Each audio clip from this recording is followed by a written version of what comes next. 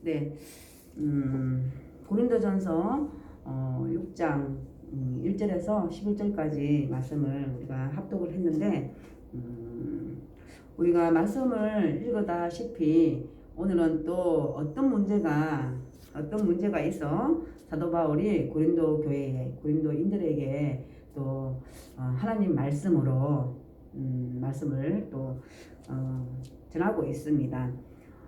고린도 전서를 시작하면서 고린도 교회에 많은 일들이 있었다라는 것은 여러분들이 아실 것이고, 첫 번째는 분쟁이 있었고, 그리고 지난 시간에 이제 엄행이 있었고, 또 이번 시간에는 소송 문제가 있다라는 것을 말씀하고 있습니다.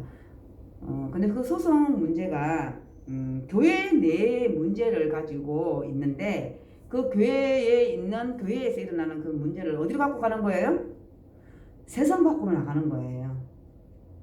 쉽게 다시 설명을 하자면, 교회에서 어쨌든 분열은 아니지만 분쟁이 일어났다라는 거거든요. 첫 번째 이제 1장부터 4장까지 그 분열에 대해서 사도 바울이 말씀을 하고 있는데, 그 분열이 어디서 시작됐다고 얘기를 해요? 사람들의 자랑으로 시작됐다라고 얘기를 하거든요. 이게 파가 나누어져서 뭐 베드로파, 아볼로파, 그리고 바울파, 이렇게 파로 이렇게 사람의 당을 지어서 그 파로 나눠져서 네가 잘났니? 내가 잘났니? 우리 바울이 최고야. 아니면 날 잘하는 아볼로가 최고야. 이렇게 서로 사람들을 내세워가지고 서로 잘났다라고 그렇게 분쟁이 일어났다라는 거거든요.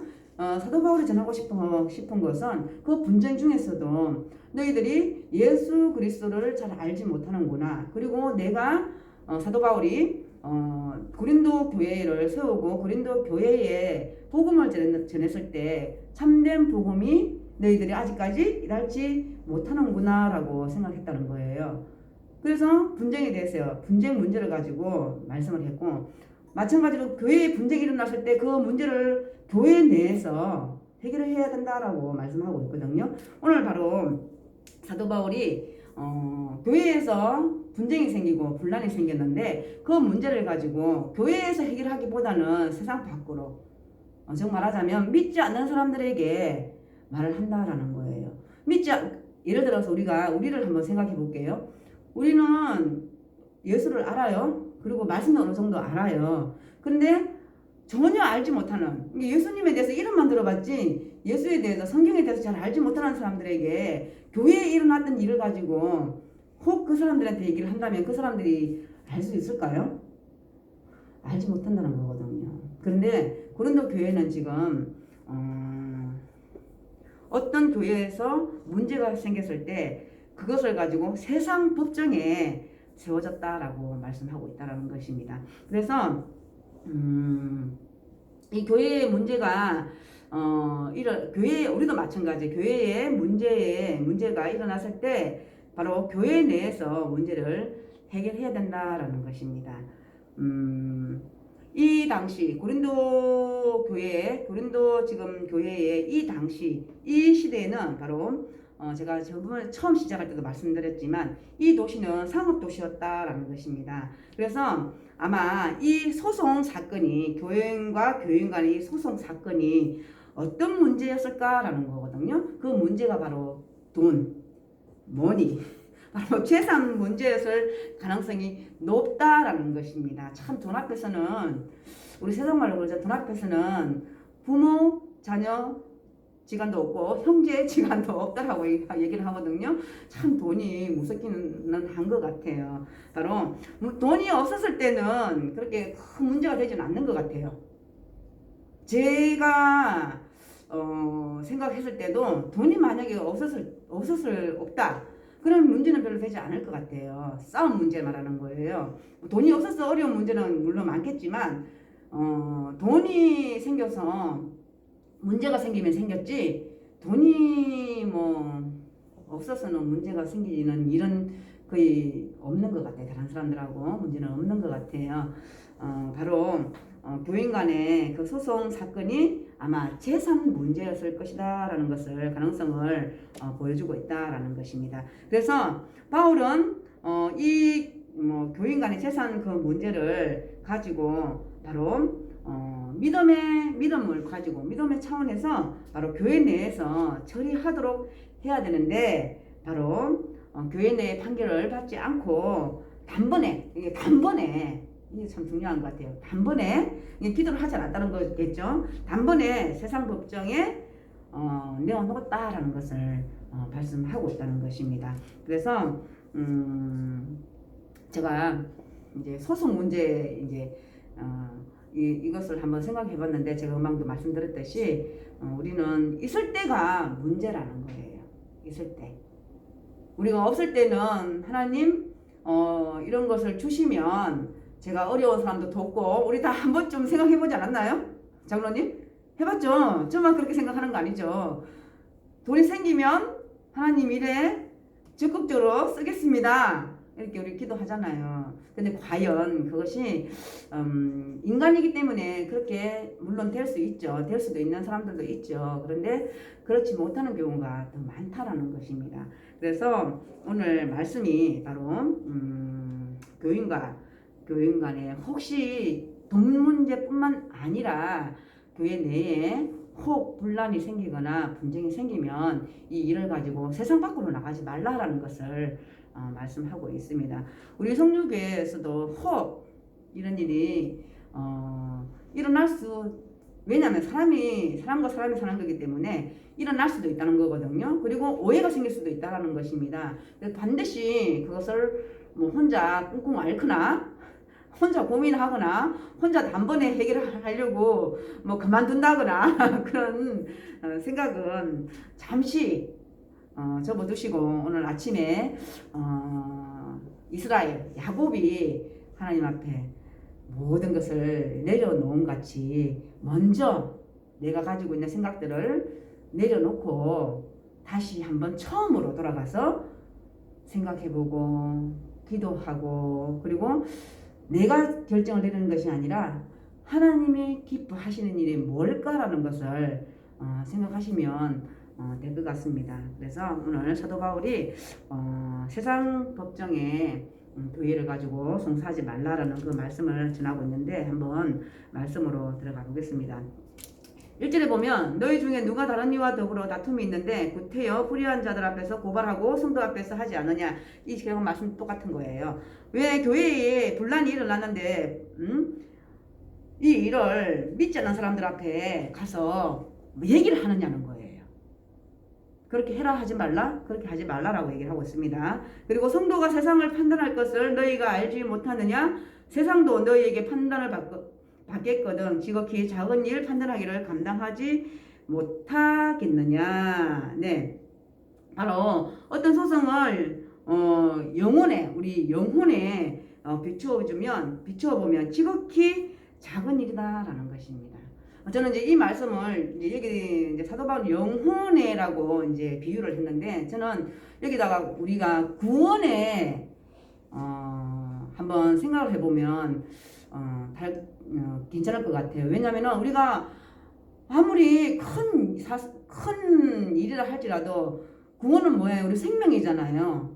그죠? 생명이거든요. 아침에 또 이제 목사님께서 말씀하신 같이 예수님은 우리를 위해서 몸을 드렸잖아요.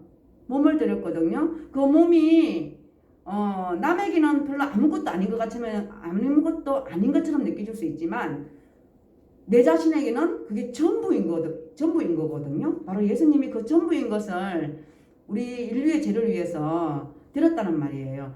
바로 세상 일이나 어떤 사람들에게 생긴 그 문제는 우리 영혼, 우리 구원에 비교할 수가 없다라고 얘기하는 거예요. 그러면 만약에 이 일을 내가 양보를 해서 그 상대방이 구원을 얻고 그 상대방이 깨달아진다면 그 소송을 하겠습니까? 라고 묻는 거예요. 마찬가지거든요.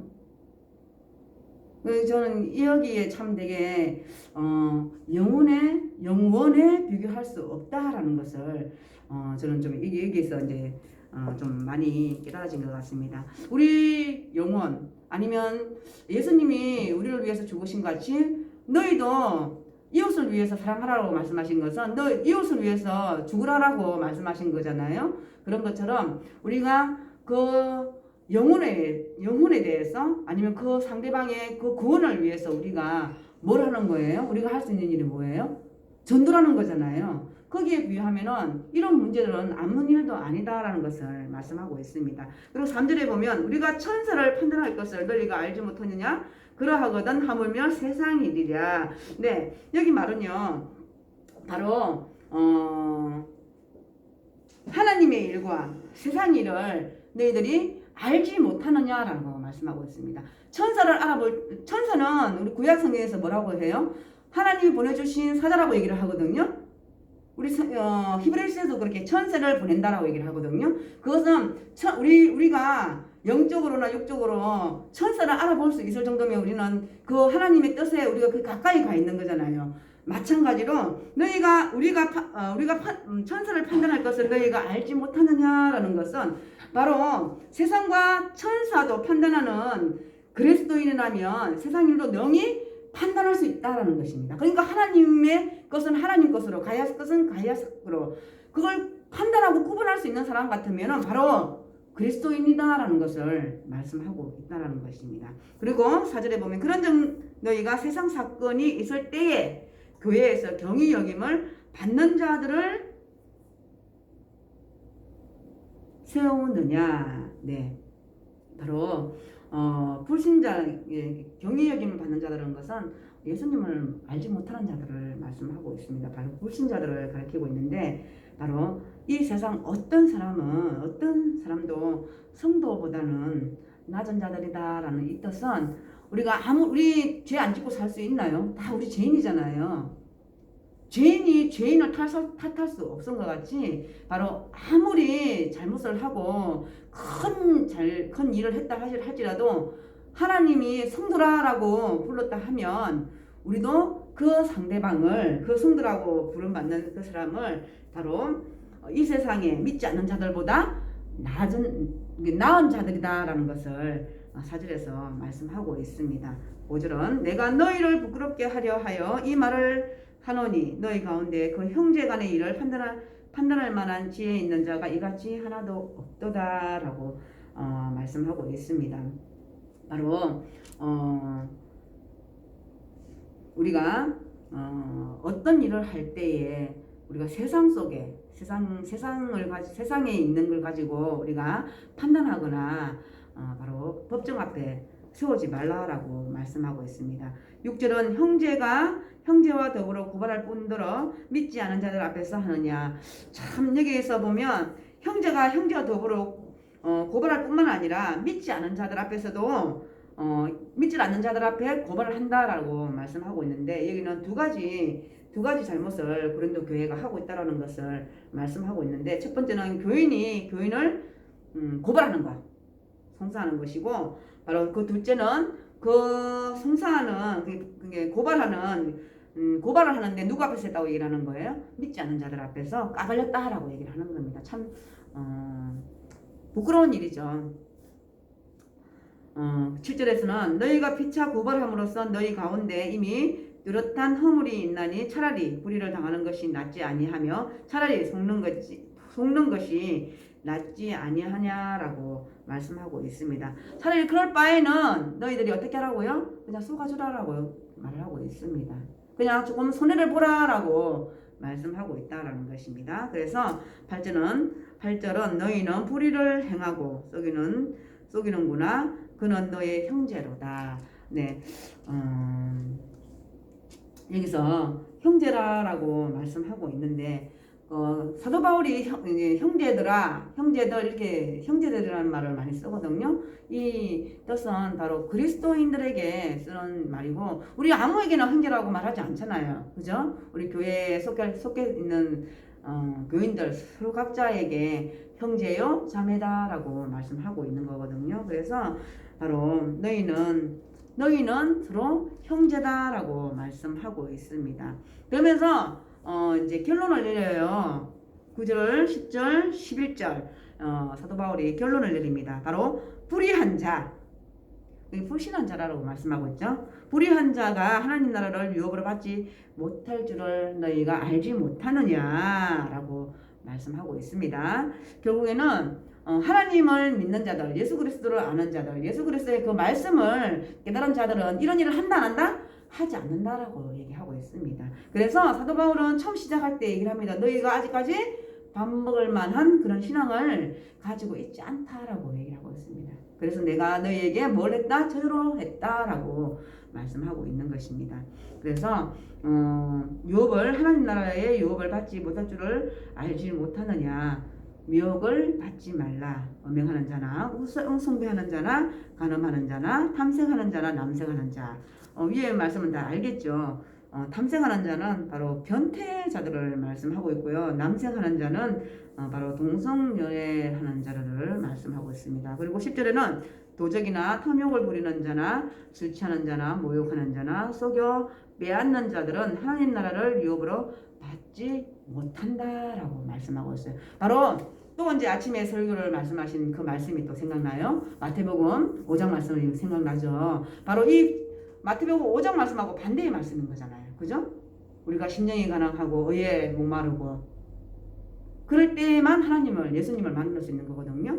근데 지금 고린도 교인들은 그렇지 못하다라고 말씀하고 있고, 바로 너희들이 불의한 자에 속하지 말라라고 말씀하고 있는 것입니다. 그러면 너희들이 불의한 자에 속하면 하나님 나라를 너희들이 유업으로 받지 못한다라고 말씀하고 있습니다. 그래서 11절에 너희 중에 이와 같은 자들이 있더니, 있다란 거예요. 다 아니다고 말하고 있더니 바로 주 예수 그리스도의 이름과 우리 하나님의 성령 안에서 씻음과 거룩함과 어렵다 하심을 받았느니라 라고 말씀하고 있습니다. 바로 그리스도를 예수님을 믿음으로 얻게 된 신분을 말씀하고 있습니다. 우리는 그냥 거룩해지고 어려워지고 그렇지 않다라고 얘기를 하거든요. 분명하게 바로 우리는 예수 그리스도를 믿음으로 인해서 얻게 된 우리가 신분의 변화다라는 것을 말씀하고 있습니다. 바로 이것은